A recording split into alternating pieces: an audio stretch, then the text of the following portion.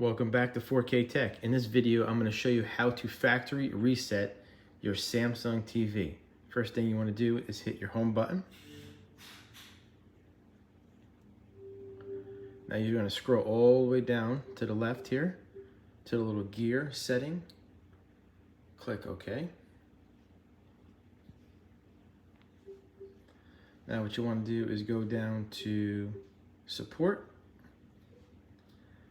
Then you want to go down to self-diagnostic. And then what you want to do is go all the way down to the bottom here to reset. Now we never set up a default pin, so it's just going to be 0000. And then yes, we want to reset to factory. Please select your language. Well, there you have it. Your TV is factory reset, like brand new out of the box. I hope this video helped you.